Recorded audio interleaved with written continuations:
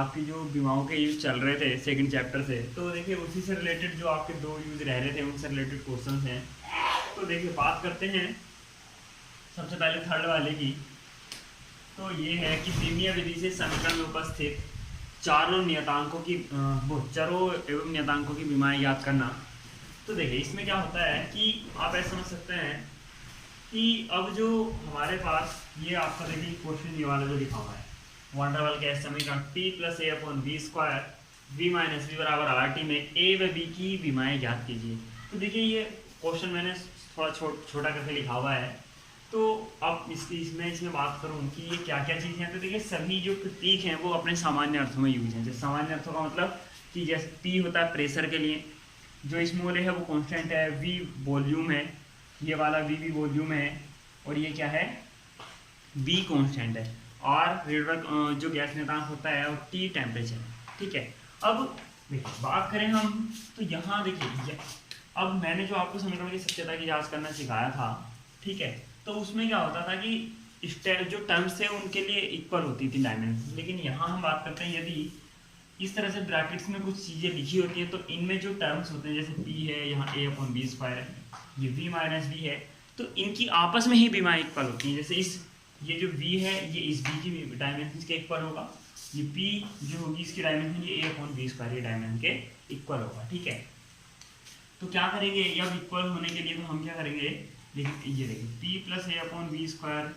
ये है, तो यहाँ हम ऐसा लिख सकते हैं कि जो a की विमा होगी, ठीक है, a की विमा तो वो किसके बराबर होगी, p व जो p और v स्क्वायर है की विमा के इक्वल होगी। ठीक है, जो p और v स्क्वायर की विमा होगी, जो इनकी विमा निकल के आएगी इससे उसकी विमा की क्या होगा, इक्वल होगा। तो अब देखिए निकालेंगे तो क्या आ जाएगी इसकी विमा के अकॉर्डिंग अगर निकालेंगे तो p की विमा, p का मतलब होता है प्रेशर से, तो p बराबर क्या होता है f अपॉन ए होता है, f अपॉन ए का मतलब एरिया, तो ml t की पावर -2 जो किसकी होती है बल की, और a किसकी हो जाती है, a की हो जाती है एल स्क्वायर। तो अगर आप निकालेंगे तो ml की पावर -1 t की पावर -2 क्या आ जाती है, विमा निकाल के आ जाती है प्रतिबल की सेम। तो अगर आप यहाँ निकालेंगे तो आ जाएगी ml की पावर -1 t की पावर -2, और वॉल्यूम की होती है l की पावर 3 आयतन की और उसका स्क्वायर, तो ये हो जाएगा ml की पावर -1 t की पावर -2 और l की पावर 6। तो ये कितना हो जाएगा ml की पावर 5 और t की पावर -2, ये आ जाएगी a की विमा निकल के आपकी ये आ जाएगी। ठीक है, अब अगर बात करें दूसरे की तो v माइनस बी, यानी जो हमारे पास ये ब्रैकेट था तो इसमें क्या होगा, ये जो v है वॉल्यूम वाला इसकी विमा इसके इक्वल होगी, तो v की विमा आप v की विमा के इक्वल रख सकते हैं। तो v इसकी विमा कितनी होती है की। ठीक है, क्लियर। तो देखिए मेथड मैंने पीडीएफ में क्लियर कर रखा, केवल समझ यहाँ तो ये जो यूज है वो समझाने के लिए है। ठीक है, तो देखिए इसी तरह के और भी क्वेश्चन हैं आपकी बुक्स में, एक्सरसाइज वगैरह में दे रखे हैं, आप वहाँ से जाके सोल्व कीजिएगा इनको। बाकी बात करते हैं इससे नेक्स्ट क्वेश्चन की। ठीक है, तो नेक्स्ट क्वेश्चन में है कि किसी ऊपर वाला क्वेश्चन पड़ेगा, और ये फोर्थ जो हमारे पास यूज है डायमेंशन का, ठीक है, उससे रिलेटेड है। तो इसमें क्या है कि किसी सरल लोलक, अब आप पूछेंगे सरल लोलक क्या होता है, तो सरल लोलक चलिए देखिए वैसे तो आगे चैप्टर्स में है सरल लोलक, लेकिन फिर भी मैं बता देता हूँ क्या होता है कि एक छोटा सा गोल बिल्कुल कह सकते हैं, जैसे आपने देखे होंगे जिनको हम बोलते हैं ना कंचे जिनको बोलते हैं, ठीक है, तो उस तरह का, जैसे अब छोटी छोटी रबड़ की थर्माकोल की गोलियां होती हैं, इससे थोड़ा सा बड़ा होता है, और उसको क्या करते हैं कि एक धागे में बांधा जाता है, जिस जो इसमें क्या हो कि तन्यता का गुण ना हो। ठीक है, और उसमें कोई भारहीन डोरी होती है, तो इस तरीके से होता है कि ये आप लट्टू समझ लीजिए, और लट्टू को इस तरह से यहाँ धागे से अटैच कर दीजिए, तो ये पूरा सिस्टम क्या होता है, सरल लोलक होता है। ठीक है, और इसको नीचे वाले को बोलते हैं गोलक, क्या बोलते हैं, गोलक। ठीक है, तो क्या होता है कि विमाओं की सहायता से विभिन्न भौतिक राशि में संबंध स्थापित करने वाले की बात कर रहे हैं, तो ये फोर्थ वाले से रिलेटेड है और ये थर्ड वाले से रिलेटेड था। तो सरल लोलक का आवर्तकाल से मतलब देखिए सरल लोलक क्या करता है, आपने घड़ी का जो पेंडुलम देखा हो, पेंडुलम वाली जो घड़ियां देखी होंगी, उसमें क्या होता है पेंडुलम कि जो इस तरह से हिलता रहता है वो, ठीक है, इस तरीके से हिलता है। ठीक है, तो उसको बात करते हैं। वो एक तरह का सिंपल पेंडुलम होता है। तो वो क्या करता है, ये उसकी नॉर्मल पोजीशन होती है। तो वो क्या करता है, पहले एक साइड जाता है, फिर वापस आता है अपनी मध्य स्थिति के यहाँ तक, ठीक है, और फिर दूसरी साइड जाता है और फिर यहाँ तक आता है। ये इतनी घटना जो होती है क्या कहलाती है, एक इसका कंपन कहलाती है, एक दोलन कहलाता है। तो इसका अगर मैं पूरा प्रोसेस बना के दिखाऊँ आपको तो ये बन जाएगा इस तरीके से। ये हो गया पेंडुलम, यहाँ से ऐसे जाना, फिर ऐसे जाना और वापस अपनी मूल अवस्था में आ जाना, मूल अवस्था में, ठीक है। तो ये वाला पूरा जो प्रोसेस है एक दोलन कहलाता है और इसमें लिया गया समय कहलाता है आवर्तकाल। क्लियर।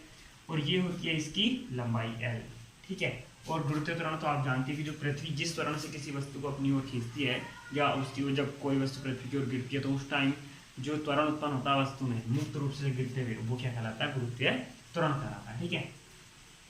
अब बात करते हैं, देखिए तो उसने क्या कहा, आवर्तकाल उसकी लंबाई L तथा गुरुत्वीय त्वरण पर निर्भर करता है। तो इस तरह के क्वेश्चन के लिए सबसे पहले हमें ये पता होना चाहिए कि जो हमारे पास यहाँ जो फिजिकल क्वांटिटीज लिखी गई हैं, इनमें से कौन सी क्वांटिटी किन चीज़ों पर निर्भर कर रही है।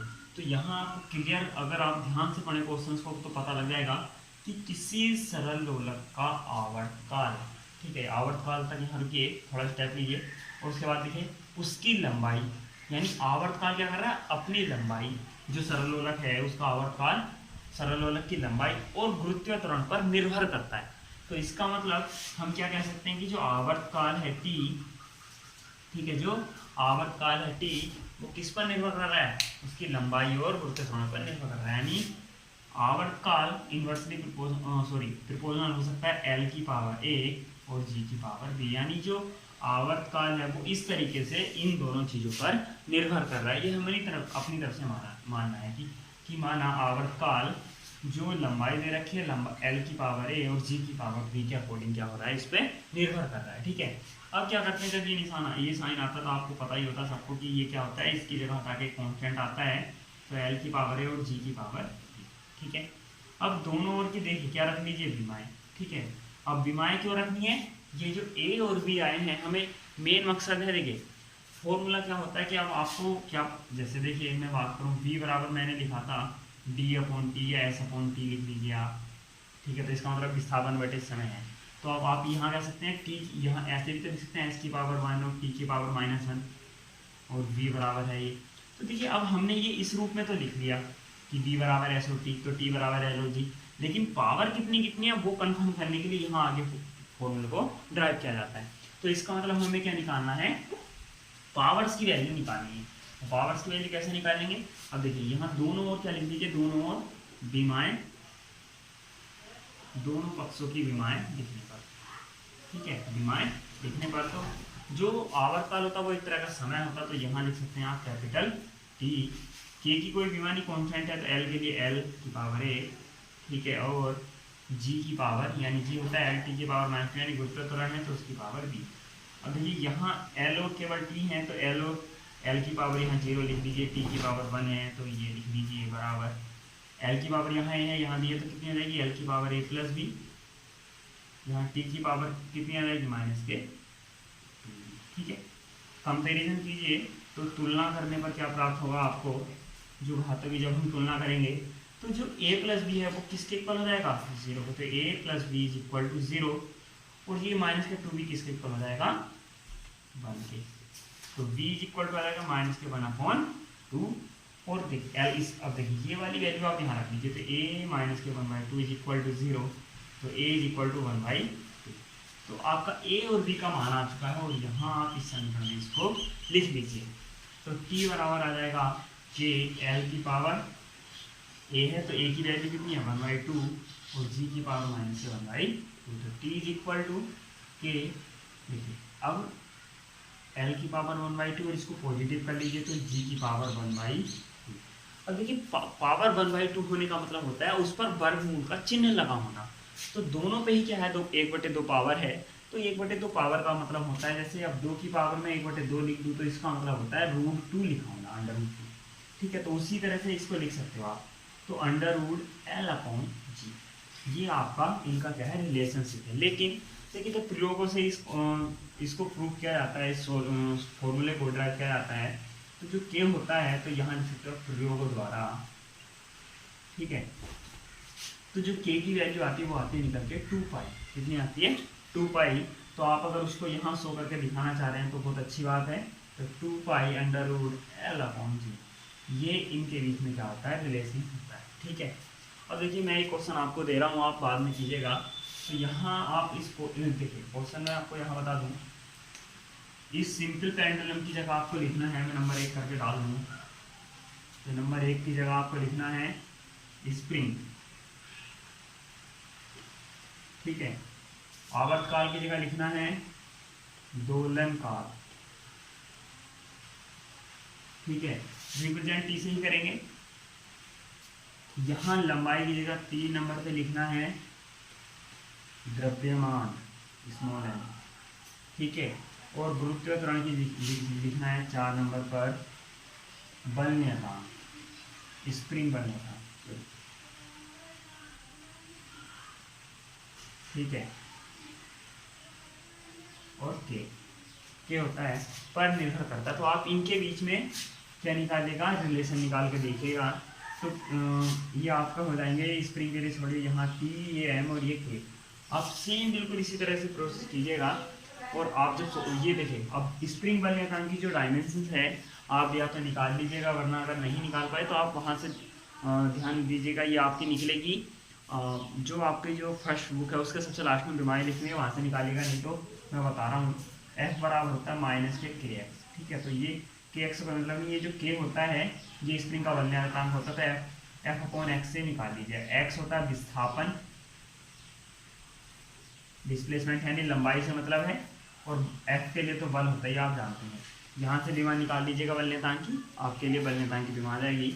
द्रव्यमान के लिए हम यूज करते हैं बीमा में, और दोलन काल भी एक तरह का समय है, तो बीमा उसकी टी ही होगी। ठीक है। तो आज की वीडियो में आपके लिए इतना ही। और अगर किसी को किसी भी तरह की यहाँ से प्रॉब्लम है तो आप प्लीज़ बताइएगा। ठीक है। और दोबारा इसके आगे जो क्वेश्चंस होंगे, अगर आप कोई नया क्वेश्चन आप कर रहे हैं और आपको नहीं पता चल रहा तो वो क्वेश्चन आप भेजिएगा, तो वो क्वेश्चन भी आपको आगे वीडियो में करके देंगे। तो थैंक यू फॉर वॉचिंग, और लाइक और सब्सक्राइब शेयर करना ना भूलें।